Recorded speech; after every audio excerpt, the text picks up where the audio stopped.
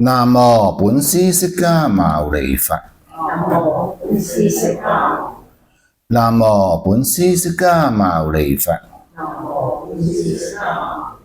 南無本師釋迦牟尼佛。無上甚深微妙法，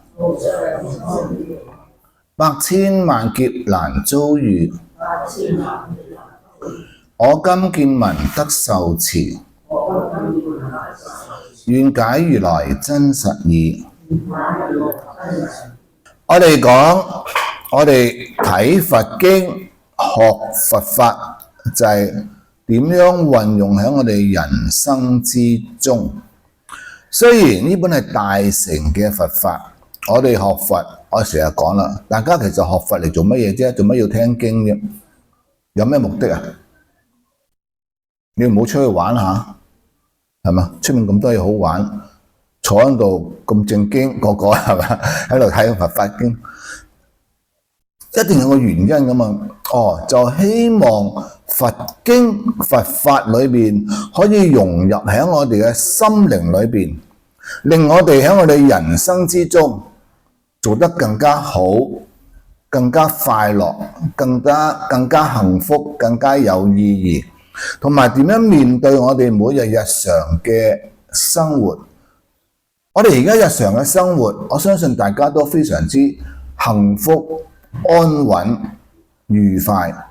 但係我哋講要揾心靈上嘅幸福，心靈上嘅精神，呢個就係我哋本有嘅自性精神，呢個先係真真正正嘅快樂。世間一切物欲嘅快樂呢，只係好虛幻嘅，因為你見咗咁就冇啦。你有幾多黃金又好，幾多樓都好啦，係嘛？你食咗幾多美食都好啦。其實呢啲都係一時間、一剎那間嘅快樂嘅啫，唔係真真正正你嘅內心感到嘅快樂。呢種係一種感覺嚟。我食咗一樣嘢覺得幾快樂喎，但係呢種感覺好快就消失咗啦嘛。所以我哋要揾一個叫永恆嘅真真正正輕安嘅快樂。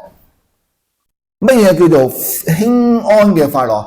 不受其他嘢去纏縛、束縛，亦都唔會受其他外來嘅唔如意嘅事影響咗我哋個心情。因為我哋會遇到好多唔如意嘅事嘅，呢個世間有好就有唔好噶啦嘛，係咪？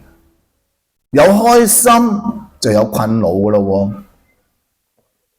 喎，有喜怒哀樂，呢個係人生有。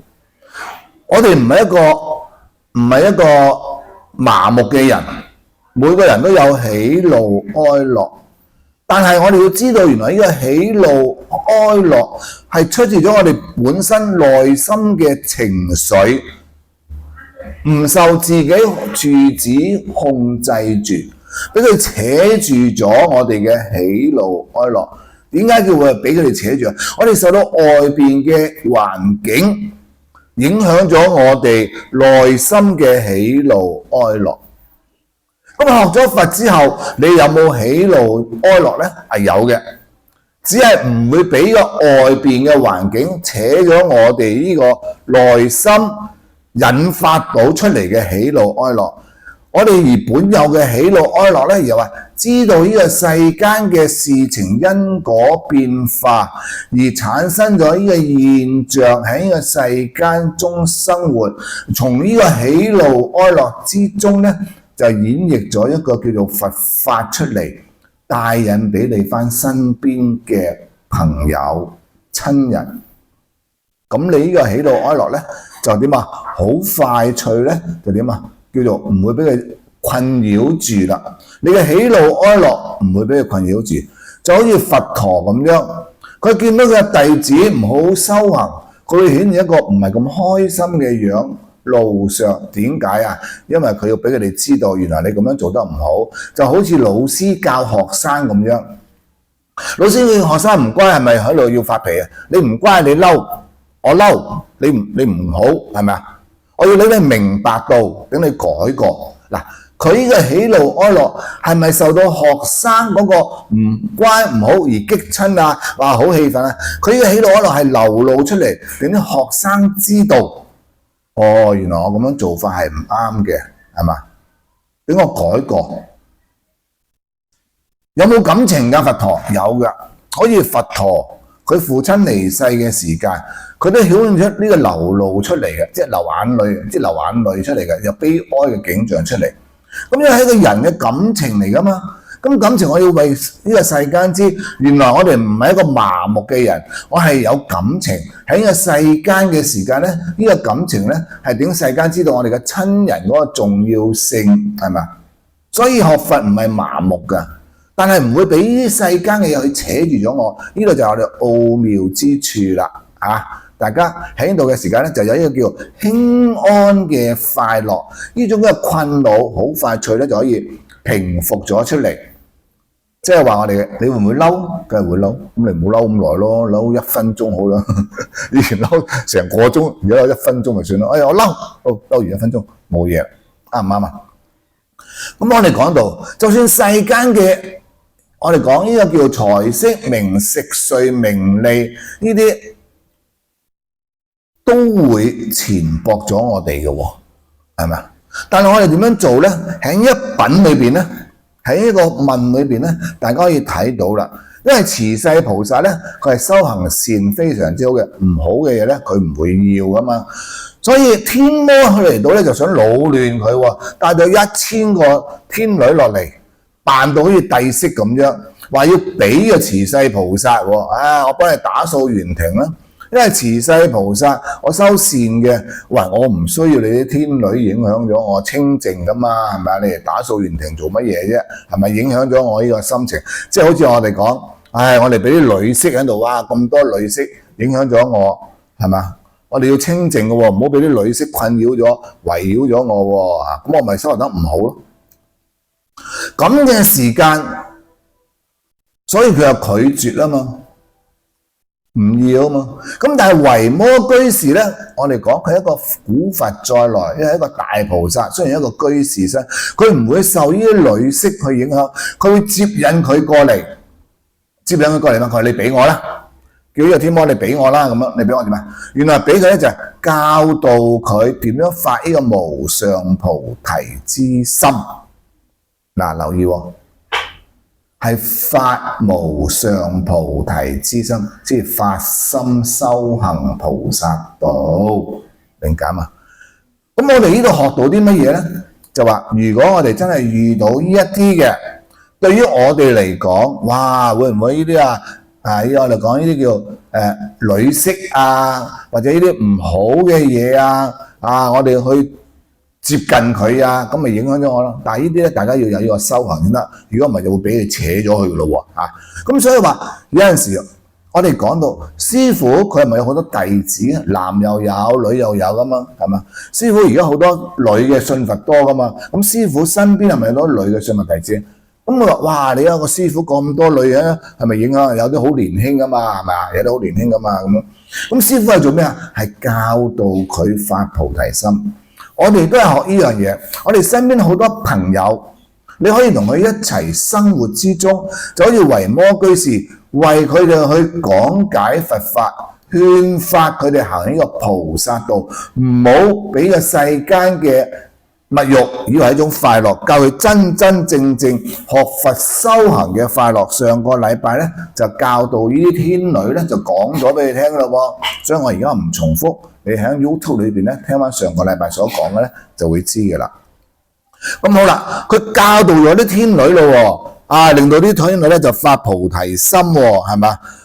上個禮拜講到嗱，教點啊？呢個咧就點樣快樂嘅修行方法，是為菩薩法樂。呢個先係真真正正菩薩佛法嘅快樂。所以我哋有佛法咧，我哋個人咧就照會快樂嘅。有佛法就有辦法嘛，遇到一切嘅事情咧，我哋知道點樣用佛法去面對佢。講到呢一品，點解會再重複講咁重要咧？就係喺我哋日常生活之中，我哋知道我哋喺個學習之中，我哋喺個學佛之中，我哋日常生活之中點樣去幫助你身邊嘅人。好多人覺得你要幫好多先係幫到，原來唔係噶噃。佢點講啊？嗱，睇咯，維摩居士接納咗呢1000個天女嘅時間，教導咗佢發無上菩提之心之後咧，佢就話啦，喺呢個時間講完之後咧，於是波旬告諸女言：我欲與驅還天宮啊！天魔波旬啊，驚啦，走咗之後嘛，咁啊等啊呢個維摩居士教咗天女之後咧，佢走翻嚟啦，話：哎呀，我好想同啲天女帶翻去天宮啊，咁樣帶翻去天宮啊，咁但係天女就唔肯翻去噃。維摩居士教咗佢呢個真真正正佛法嘅快樂啦嘛，原來咁好噶，我唔俾啲天宮嘅，即係啲天宮上面呢個魔宮裏邊嗰啲咧，去再假嘅快樂，唔得永恆嘅。我唔會俾佢唔想再去嗰度啦，我想揾一啲佛法嘅快樂。所以咧佢就話啦，諸女言，嗰啲天女就話啦，以我等與此居士有法樂，我等甚樂，不復樂五欲樂也。天女就話同呢個波旬講，我哋啊，因為俾維摩居士教導我哋呢啲佛法嘅快樂，呢個先係真正嘅快樂，學習修行，呢個非常之開心，呢個輕安快樂，呢個菩薩修行發菩提心嘅快樂，所以我唔會再跟你，唔想跟你翻去咧。呢個啲唔係真實嘅快樂嘅，呢個五欲樂嘅啫，俾啲錢博住假嘅。咁大家睇到呢度明白點解咯？嗬，因為我解釋咗前面啦。即係話，哎呀，我啊響嗱，好多人咧，我哋仲要譬如俾一晚大家聽嘅，我哋去到寺院，去到道場跟師傅啊，呢度修行好清靜，好舒服。哎呀，翻屋企唔好啊，翻屋企好煩嘅，又整嗰樣又整嗰樣，係咪啊？又啊老婆啊、先生啊、仔女啊、兒女啊、朋友啊、老師啊、上司啊，喺度嘈住晒，邊及我喺道場寺院裏邊修得咁清靜咁快樂啊？嗰個先係真正快樂嘛。我唔去嗰度啦咁。但係你要明一樣嘢喎，你未到時機出家修行，你一個世間嘅人，你一定要面對翻你自己嘅親人眷屬、朋友、兄弟姊妹、上司下屬，啱唔啱先？但係好多人一學佛嘅就，哎呀學佛好啊，我唔中意你班朋友，我唔要啦，乜都唔要啦，我就喺呢度啦。其實有少少背棄咗你自己，我哋本身呢個叫業力根基啊，因為我哋未去到嗰個位嘅。如果你去到位，你出咗家啦，啱唔啱先？你未啊嘛，你咪喺屋企咯，要對住你個老公咯，又係激你咯，係咪？對佢老婆咯，又係俾佢老婆吟沉咯，對啲仔女咯，啲仔女唔聽話咯，對啲朋友咯，佢哋喺度吃喝玩樂咯，係嘛？對啲上司咯，啲上司係對我恰我咯，又話你啲上司唔好啊，又要對啲下屬咯，所以話我哋要翻去呢個世界，但係呢個係我哋本身。呢個嘅業力係喺呢個世間生活噶嘛，咁我哋喺嗰度話我唔願翻去啦，我中意呢個道場嘅清靜啦咁我哋係咪有呢個問題出現先？咁我哋點處理啊？喺度就學嘢咯噃。摩言呢個摩就講啦，居士可捨此女，一切所有施於彼者，是為菩薩。佢話維摩居士啊，你可唔可以俾翻啲女我，叫佢翻去我度啦，唔好俾佢哋跟住你啦，係咪啊？我冇咗班女喎，點算好啊？咁樣，咁你要乜我俾啲乜嘢啦？我布施俾你啦，你真係大菩薩嚟噶啦，咁樣係咪咁講？求下你啦，俾翻啲天女我啦，咁樣。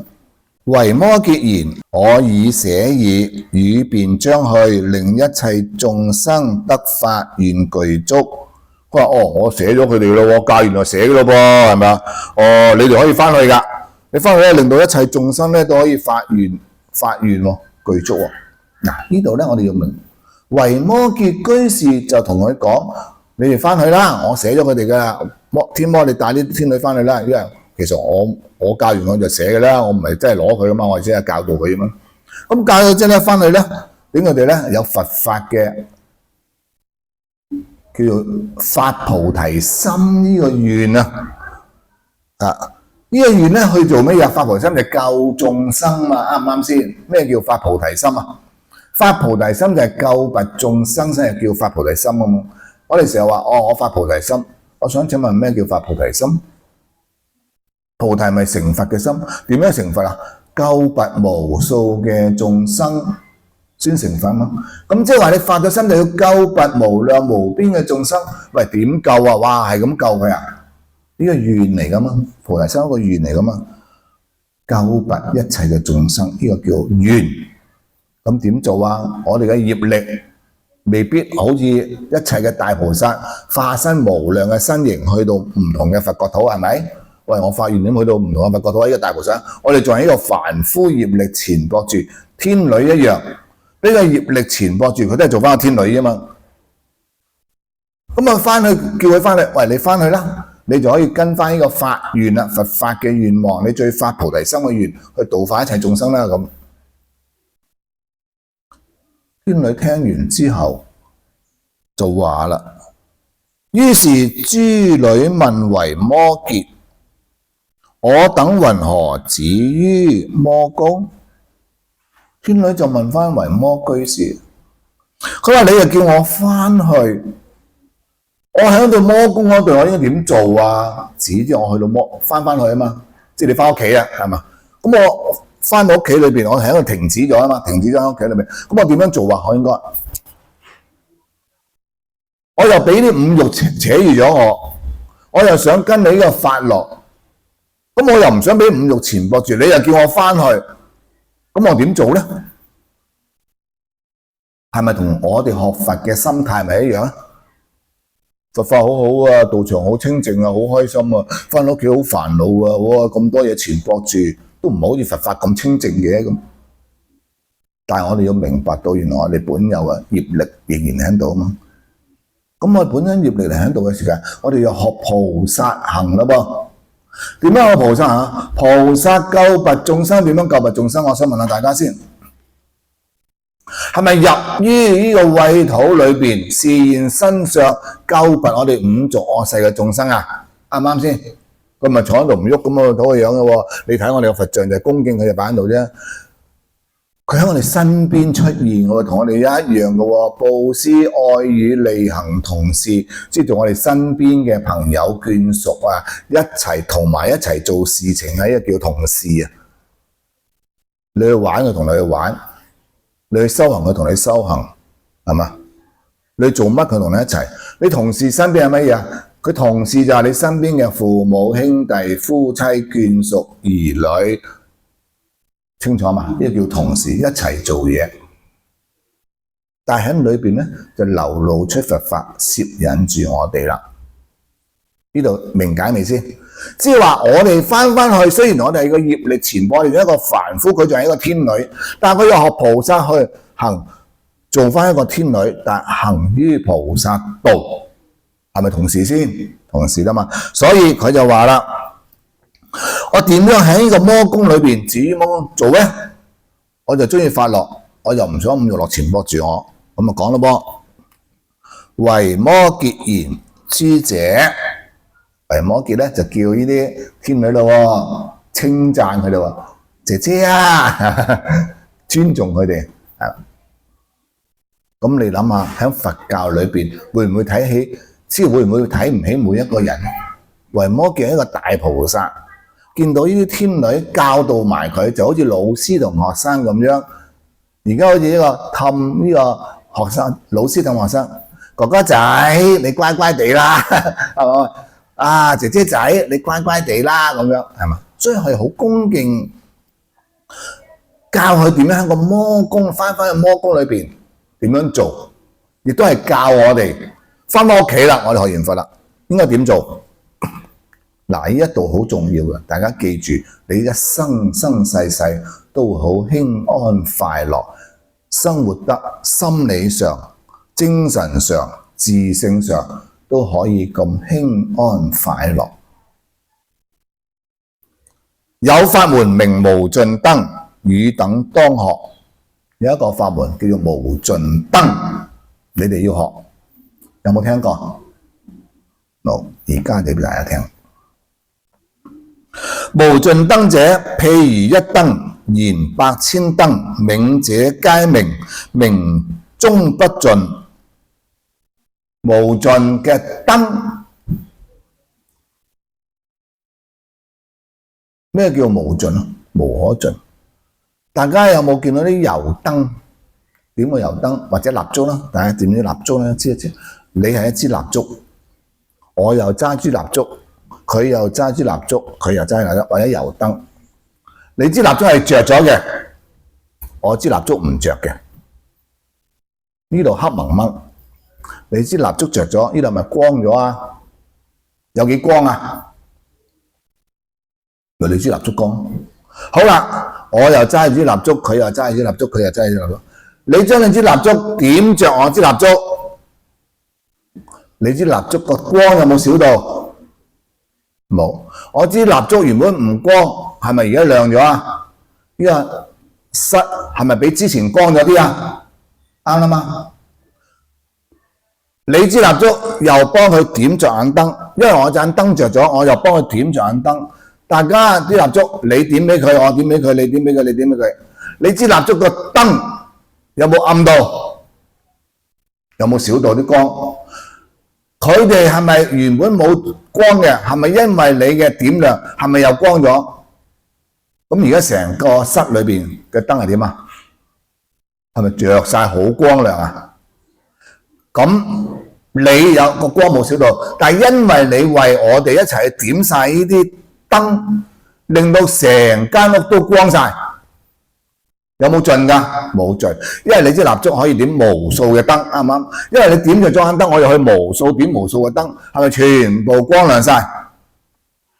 所以明中不盡啊！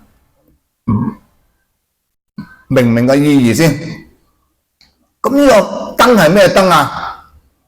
你嗰盞係咩燈啊？點亮咗？維摩居士咪教咗1000個天女嘅發菩提心嘅，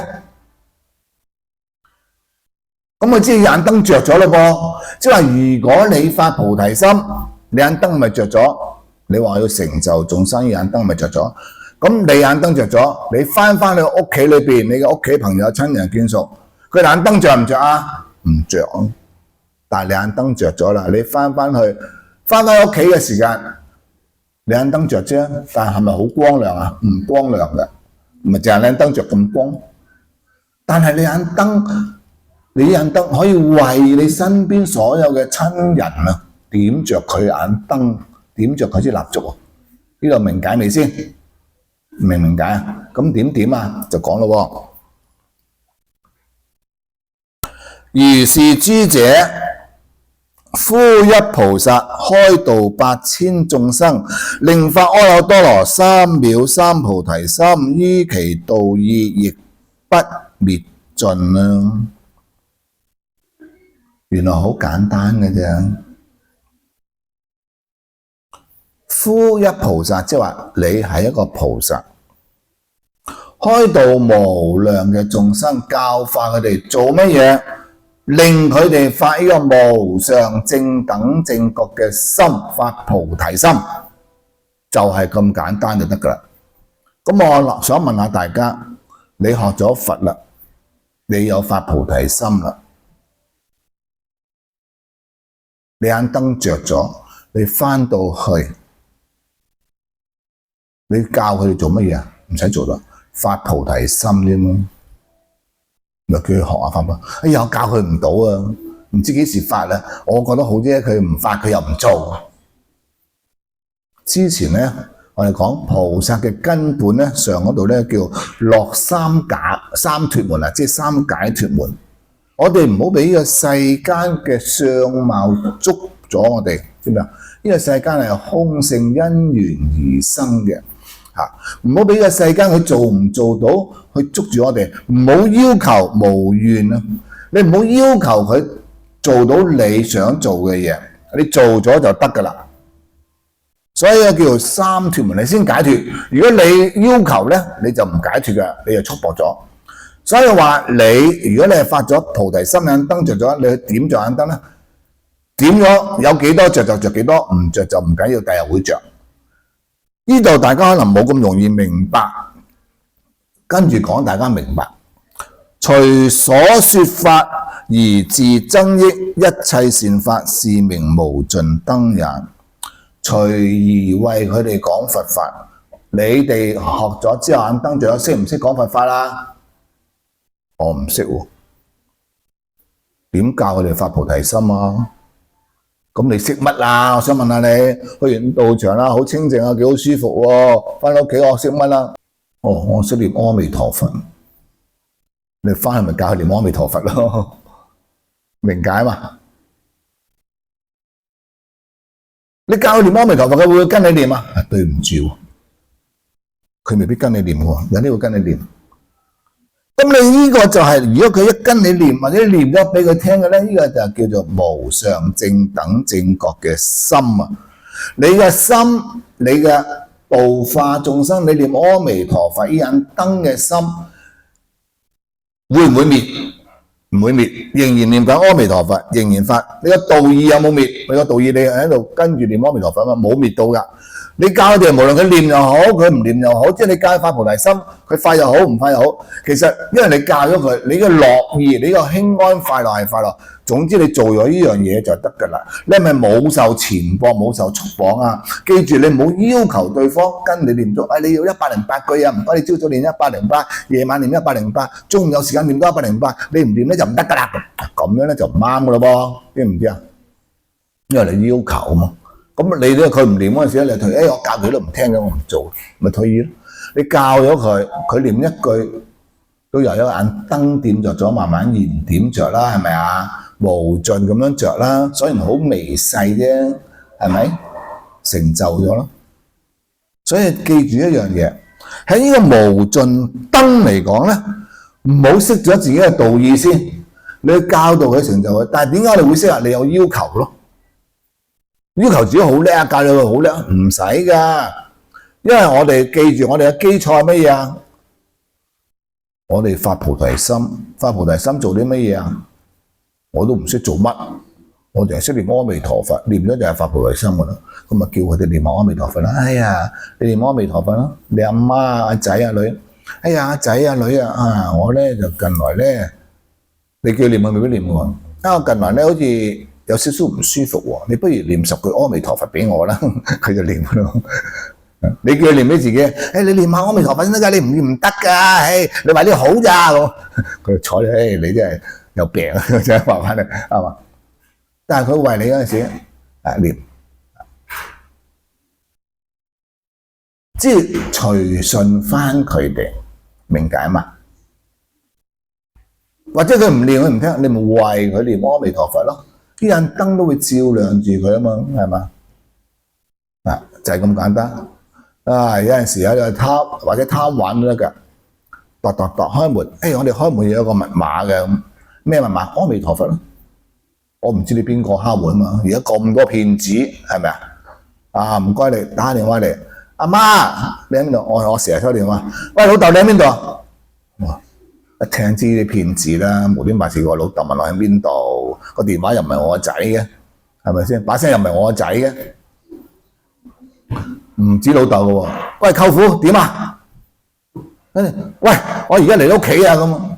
喂，我約咗你啊，幾時嚟啊？咁原來好多呢啲騙子嚟嘅，你咪整個密碼咯。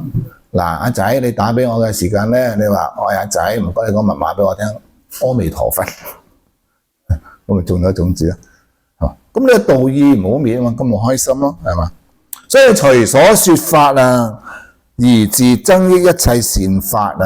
你隨所說法好隨意啊嘛，係嘛？唔需要緊張，咁咪成就咯。是名無盡燈，呢啲咪就係無盡燈點亮咗咯，眼燈咪漸漸光咯。你一點唔會點好多盞燈噶喎，係嘛？一點啊，你點下先多啊，由0開始啊嘛，係嘛？你由1數到1000，數到1萬、10萬都係由0開始啫嘛，係咪逐啲嚟啫嘛，累積上去啫嘛，咪無盡咯。所以你眼燈冇滅過噶，你個光明冇滅過。呢個燈就係你嘅自性、你嘅智慧、你嘅光明唔會滅嘅啊。咁亦都點亮咗。咁呢度咧，所以喺度大家同佢分享咧，咁所以咧大家明白。再講咯，汝等雖住魔宮，以是無盡燈，令無數天子天女發阿耨多羅三藐三菩提心者，為報佛恩，亦大饒益一切眾生。我哋唔係有上報四重恩嘅，有啲人對我好，幫助過我哋都哎呀，你對我咁好，又幫過我要報恩啊！點樣報啊？我買啲嘢送俾你啦，請你飲下茶啦，食下飯啦。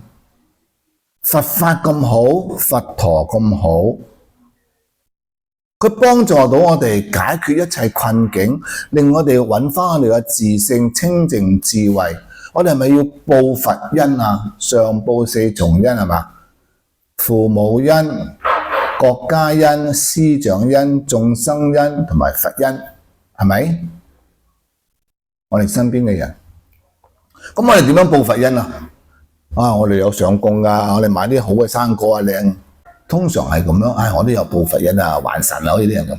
但係真真正正報佛恩係咩啊？嗱，講到咯噃，令無數嘅天子天女，令佢哋發心啊，知唔知啊？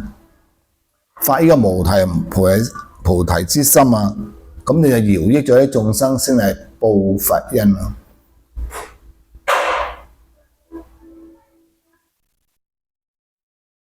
呢個叫視則名為報佛恩啊，知唔知啊？所以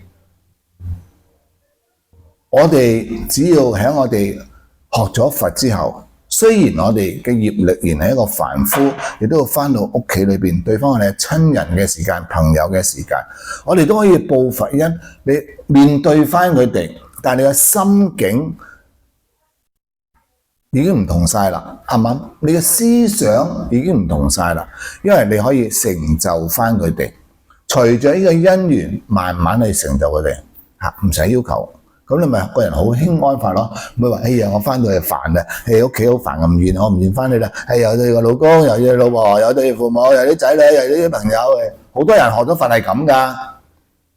你同佢講咁冇，佢覺得我已經學咗佛啦，幾好啊，幾開心啊，有佛法。但係佢唔知道佛法原來要翻屋企裏邊啊嘛，幫助佢哋發菩提心啊，明解嘛？但係而家你哋知啦嘛，咁你哋咪冇咗呢個困擾咯。佢哋有呢個困擾咯，咁你要解釋俾佢聽，咪要慢慢學佛啊，聽佛經啊，先可以解釋到嘛，係嘛？你對住你自己過往生，因為業力嘅纏縛，對住你嘅身邊最親嘅人，永遠都係激死你嗰個人，係咪先？原來你激死你嘅人，你就喺度報佛恩啦，你教導佢啦，成就翻佢啦，係嘛？咁以前我對佢好猛憎，而家對佢唔猛憎啦，報佛恩嘛。成就佢啦，係嘛？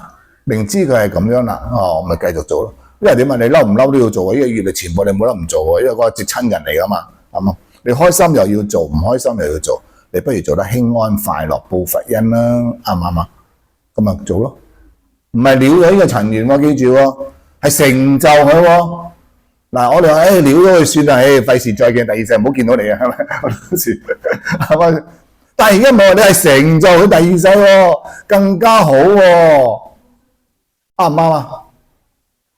以前我還債俾你，還晒俾你，你走啦，走咗之後唔使見你，仲好第二世唔好揾翻我啦。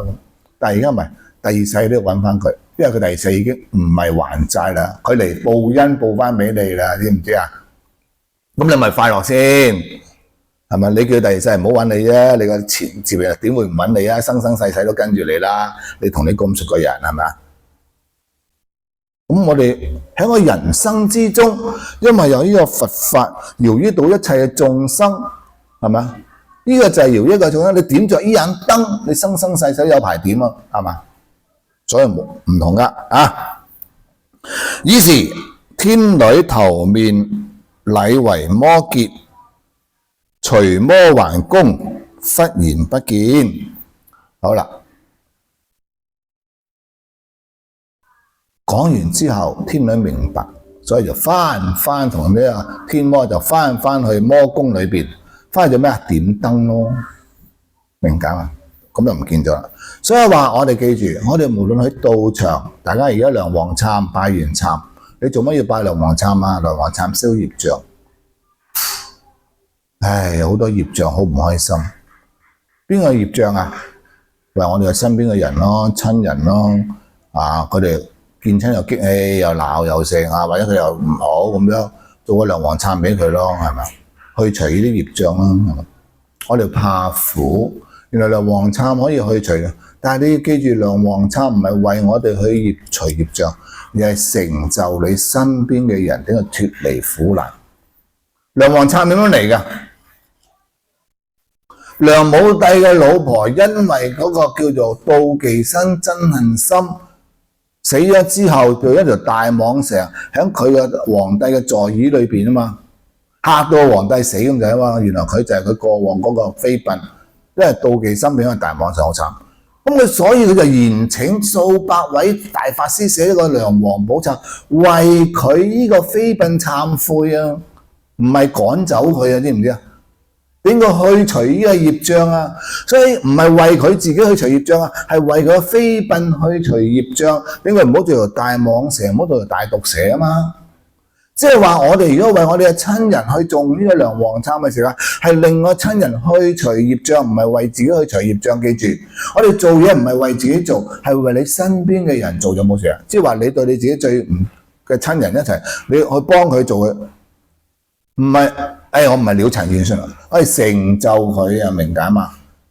咁你咁嘅時間，你咪做得快樂咯，開心咯，亦都成就咯。所以寫完之後咧，佢呢個大毒蛇咧做晒呢個梁皇懺之後咧，唰一聲飛咗上天，就感謝翻呢啲法師幫佢脫離呢個大蟒蛇呢個嘅速度呢個步，升上天上邊有福啦。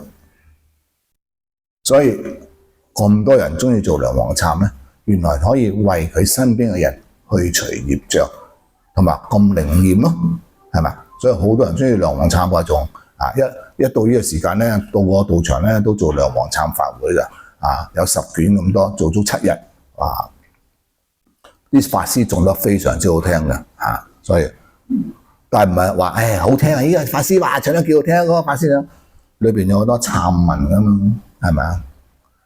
所以話最從心起將心懺，睇個懺文裏邊嘅意義，原來咁樣，咁我哋咪知道咯，咁所以佢哋翻咗天宮裏面，佢點啊？度化無數嘅天女啦，如燈咁樣。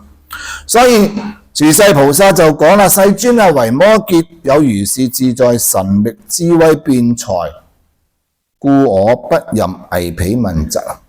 所以我都唔代表你哋去問疾啦，佢咁叻咁樣，佢講咗呢個因緣，其實係講俾我哋聽，解釋俾我哋聽。原來佛法在世間，不離世間覺，離世覓菩提，恰如求兔角。菩薩都係要發現入於呢個五濁惡世救拔眾生嘅啫嘛，係咪？所以我哋既然學佛，唔係話脫離晒你身邊嘅人，你脫離唔到嘅，唔好妄想啊，知唔知啊？我哋冇辦法脫離你身邊嘅親人嘅，怨親債主，你冇得脫離嘅。你至好嘅人，梗係中意見啦，你唔想離開啦，亦都冇得唔離開嘅，一定離開。